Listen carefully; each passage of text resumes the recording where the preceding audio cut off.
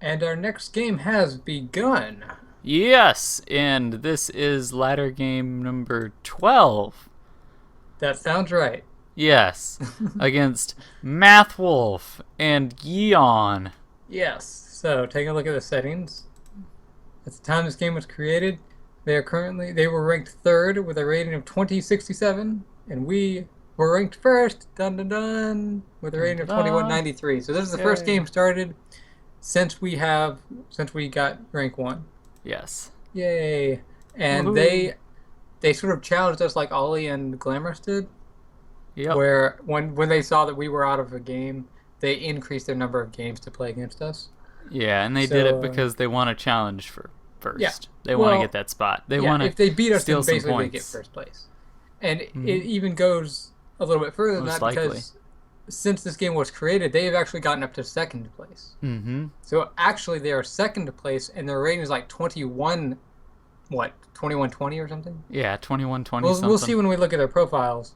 But so they're only what, like 70 or 80 away from us in rating. So this game will decide whether we keep first place or if we give it up to Math Wolf and Yeon. So we're gonna be tryhards. Yep. Win, win, win. Yeah, yeah, yeah. Beat So everybody. let's take a look at their profiles. Math Wolf Math Wolf. first. All Yeah. right. They're part of the clan statisticians. I hate that word. Statisticians. Statisticians. Sure. We'll go with that. Nudging me is probably useless. Well, that's great. Good to know. I wouldn't Okay. nudge you anyway. He joined in 2011 on the wow, January 11th, 2011.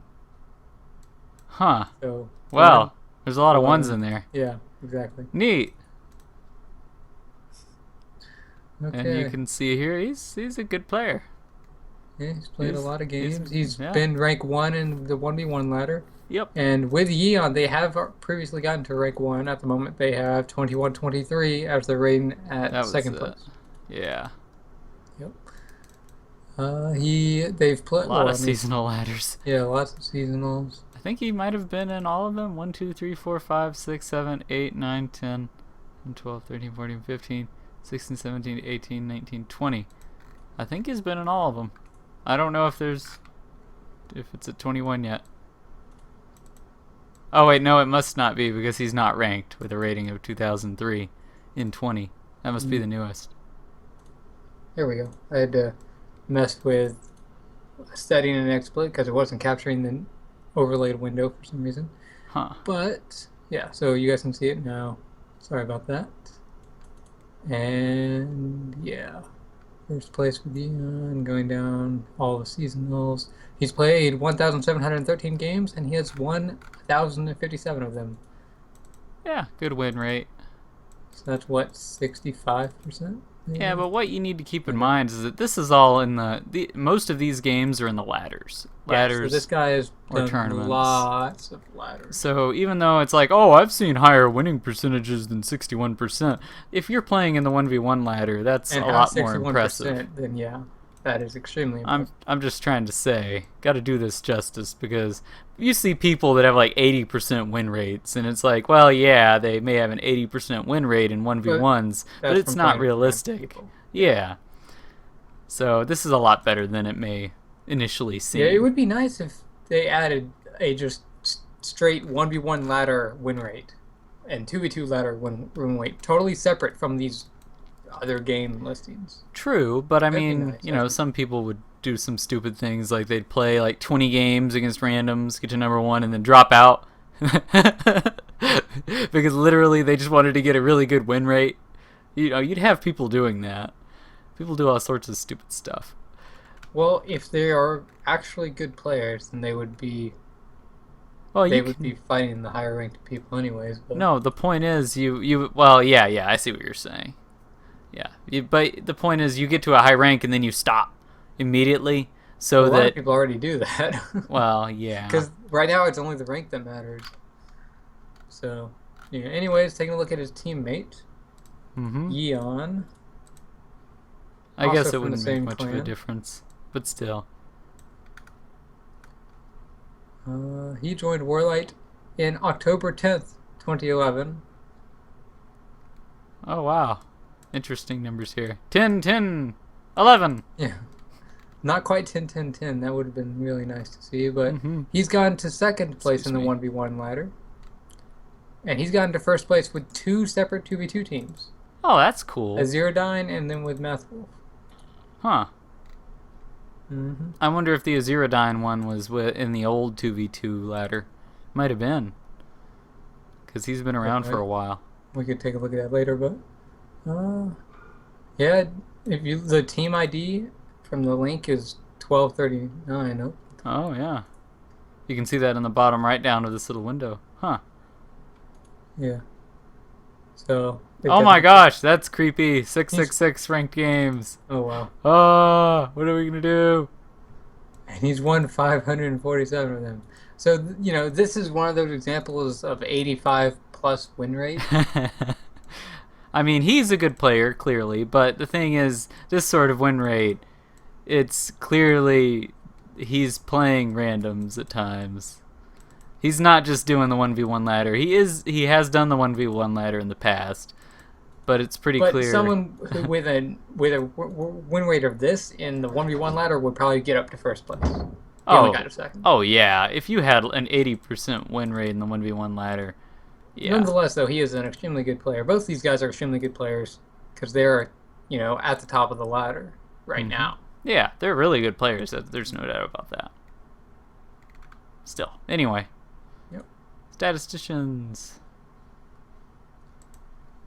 So, yeah, okay. So let's take a look at. we have met our opponents. The board. Yeah, we've met our opponents. Now to meet the board, we have wastelands in Western Great Lakes, Falkland Islands, West Kazakhstan, Karakum Desert. Oh, and Anchorage. Yeah, hidden up there in the top right. So there's a combo in Australia, combo in Brazil, combo in West US, combo in West Russia, combo in Siberia, combo in West China, not a combo in Middle. Well, there is a combo in Middle East if you go in Northern Horn. I guess. So there's basically a combo everywhere except for Southern Africa and Greenland. So there are a lot of combos everywhere. Something else is that the Azores is surrounded by picks everywhere. Oh yeah, there's 3 territories touching the Azores. That is interesting. significant. Interesting. There's a 1-turn take in Yakusha. 1-turn South US if you want to go Midwest. No. I'll pass. Thank you, though. If you're sure. Yeah, I think that Canada can be really strong in this board because of the wastelands surrounding it. Makes it harder to counter. Yeah, I mean, if you don't see anybody else up there, free expansion! So we could go one. I'm thinking initially something like going 1 Nova Scotia, 2 Iberian Peninsula, because that gives us a lot of options.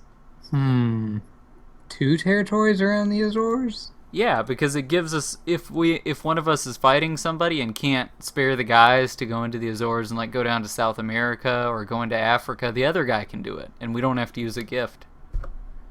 It's perfect. I see what you mean. Yeah, it does let both players into Africa or South America. It's really strong in my opinion. I like that.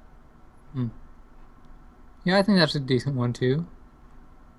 If we're going to do this though, then our 3-4 should be more coverage, I think.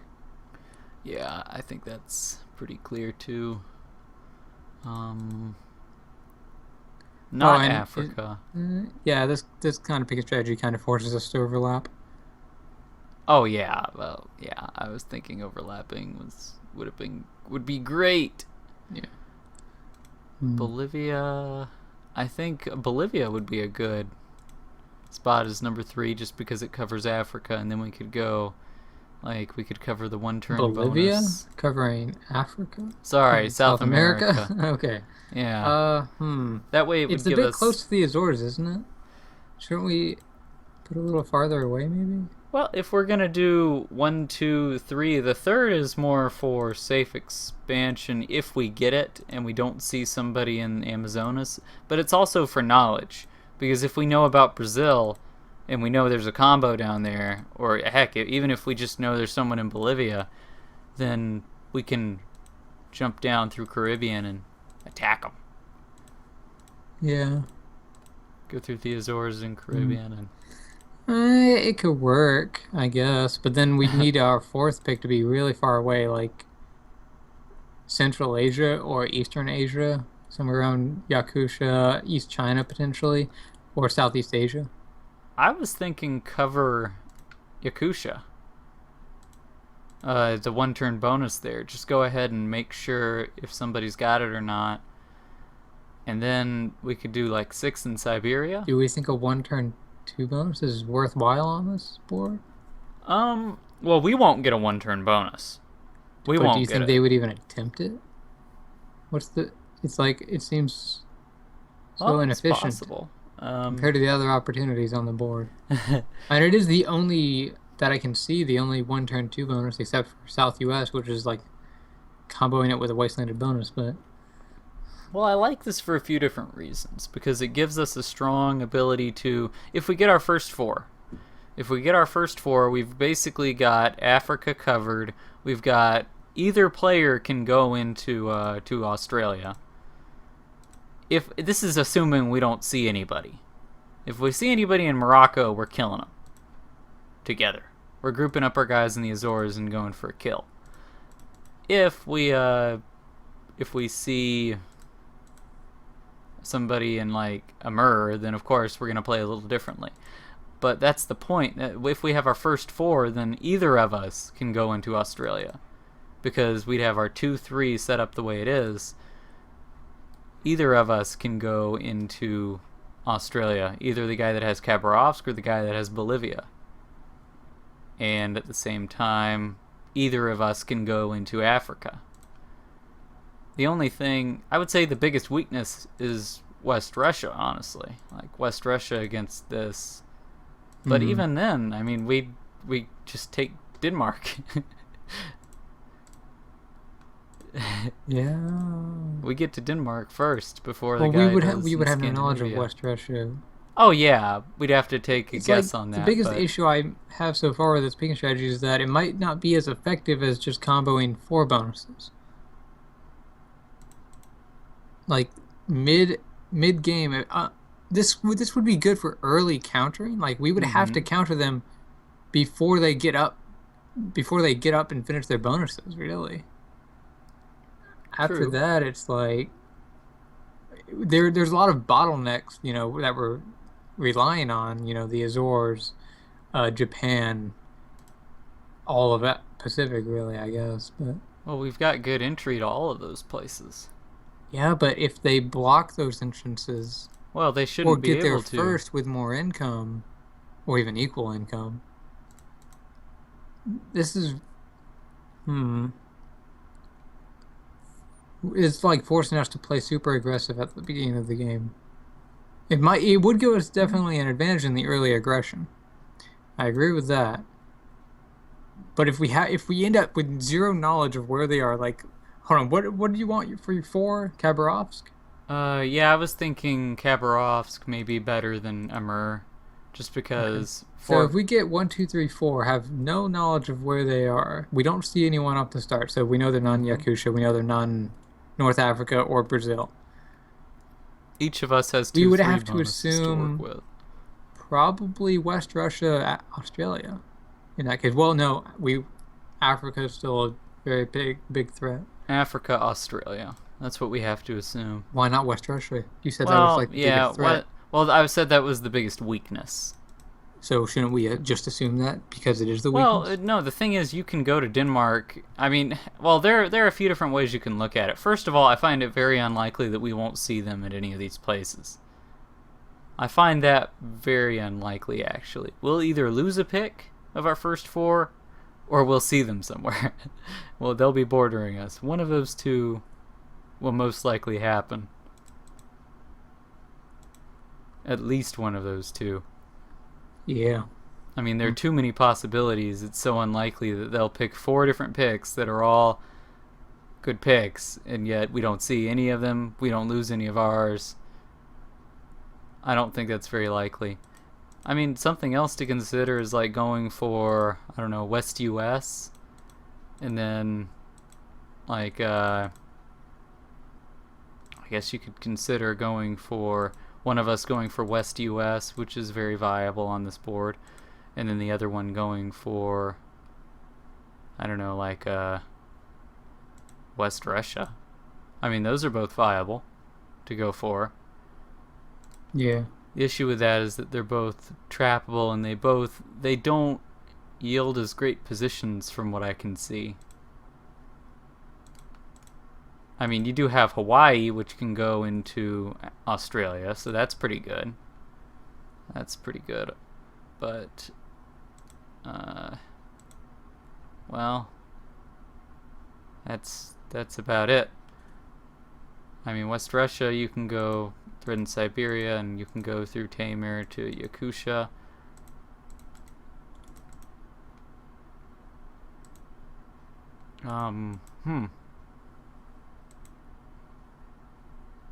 I guess one of the biggest things I don't like about that is that it basically would leave Africa open. Yeah. Now, if like one of us went for, I don't know, West US, and then the other one went for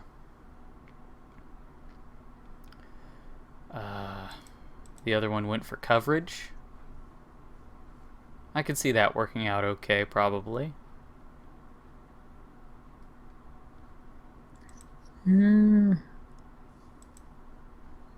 This board is just But I too personally many options. I like the idea of a really powerful position around the Azores, with both players having the ability to go wherever they'd like. It gives us a lot of flexibility based on where they coverage, so this is probably the best picking strategy for coverage. And I think it's that I really still see, powerful like, in terms of efficient bonuses. I mean, it's not like it's not ultimately as efficient as like South Africa. I mean, South Canada, West US. South Canada, West US is obviously, well, maybe it's not a little better because the leftovers would not be in great position to help, but, well, it still would be better, just a little bit. You'd get 7 income at the end of 4 turns instead of 6, so it's slightly better. And then something like Australia, of course. Well, actually, Australia wouldn't be any better at all. South Pacific and Australia, it would actually be worse. Just because you get 6 income over the course of 4 turns.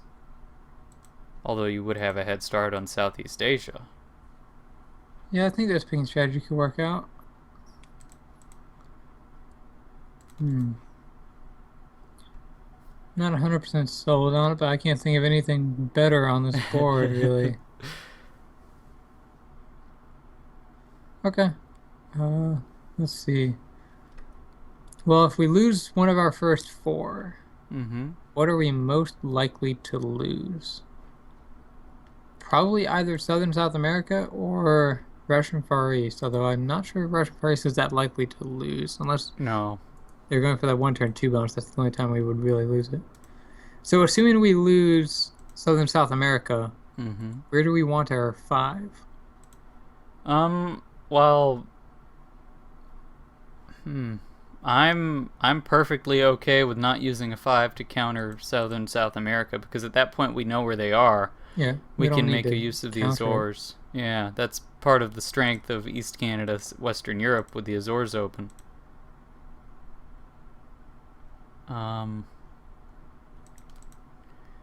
Let's see. In this event, then the Western Europe guy would also get Russian Far East, and then where do we want East Canada to have his other pick?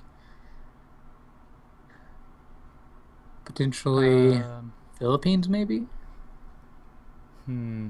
Well, the issue is, I guess. Or do we not want to go for coverage in this case, and just go for some potential expansion somewhere.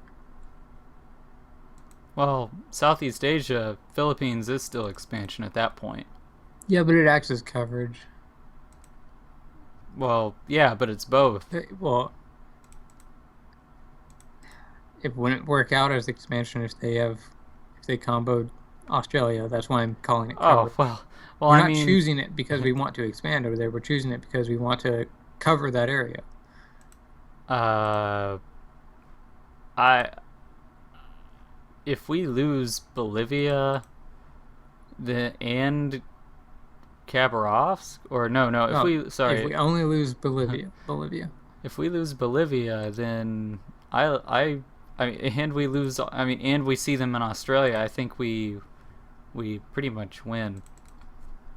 Well, they could kill the guy in Philippines. No, they potentially. couldn't.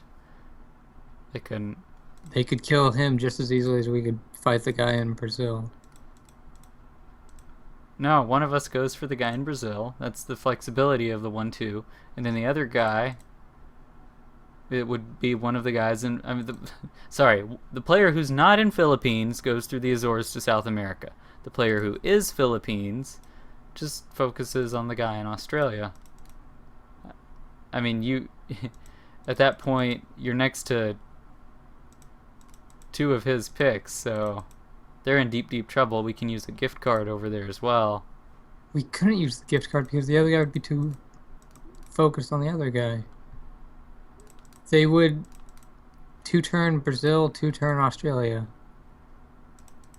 Go up 8 income on the second turn. If 2-turn Brazil, 2-turn Australia, I love our chances if they do that. Personally, I love that.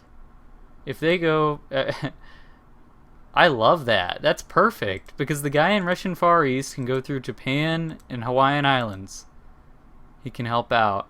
Yes, Both but they will players can see be you effective. in Hawaii. Well, that's fine.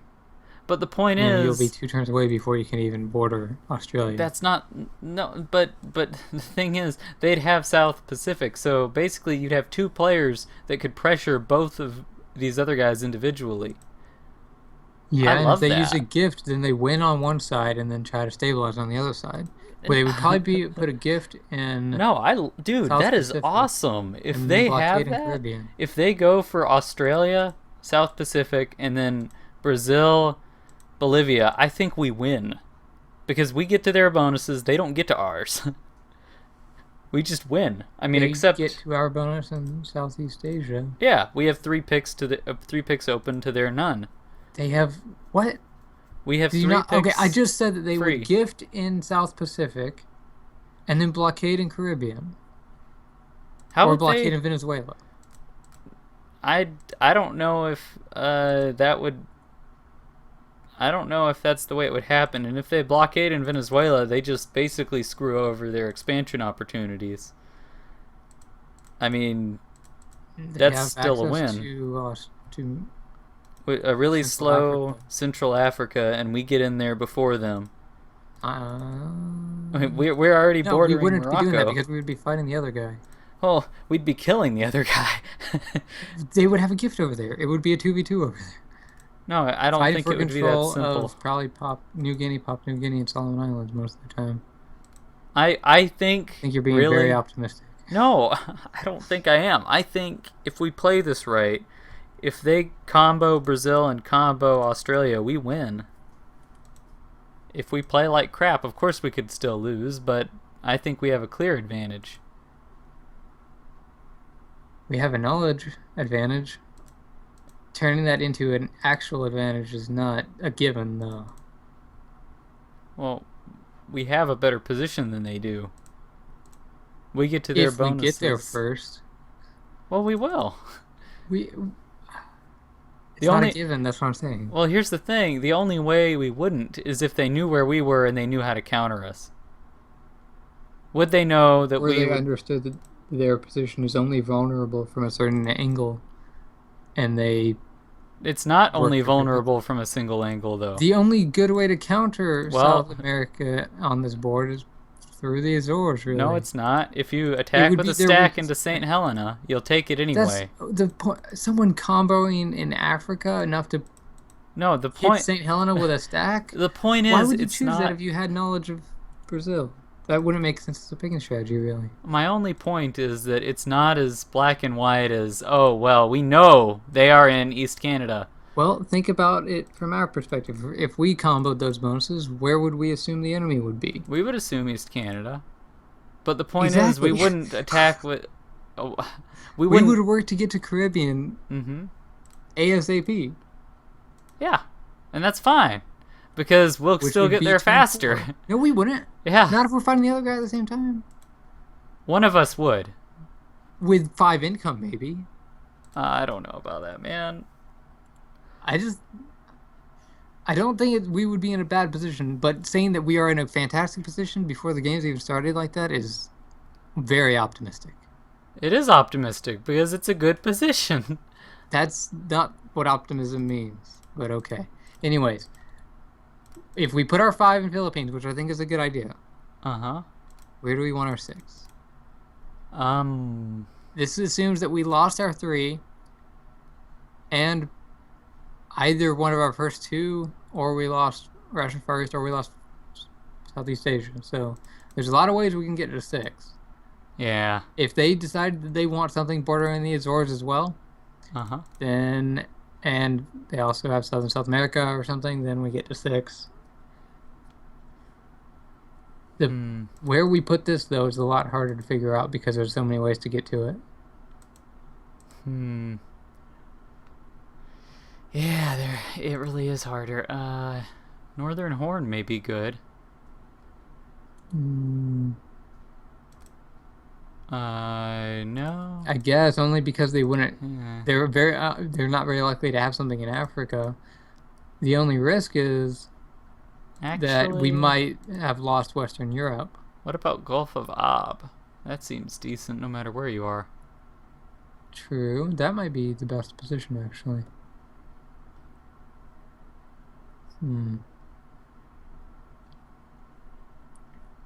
And then I would say 7 Central Siberian Plateau. Because I'm pretty sure at that point we lose our 6. I guess, but do we just want to counter it? Why not? At that point, it's an easy counter. Threat and elimination after the first turn. Yes. Well, depending on which bonus they go for first, of course, but... Okay, so in the extremely unlikely chance that we get to number 8, I think Northern Horn might be a good opportunity in that case. Well, if we get to or Northern maybe Horn, just a Mur. Yeah, a Mur. I was thinking a Mur at that point. Might as well. If we get to 8, we definitely lose 7. That's something to keep in mind. We definitely lose 7. You can't get your 7 and 8. It's not possible.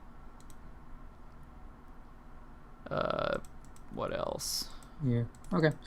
This seems fine to me. Or as decent as we can make it, at least.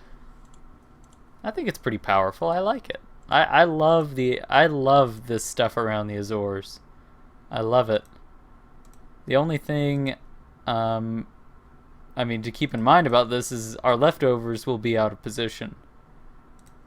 Our leftovers will be on the eastern side of Western Europe and on the western side of East Canada. But that's actually okay because it's good for expansion, harder for countering. But if we have no knowledge of where they are, then that's better. Yeah. Anyway. So yeah, cool stuff. Yep. You ready to commit? I am. Let's doing it.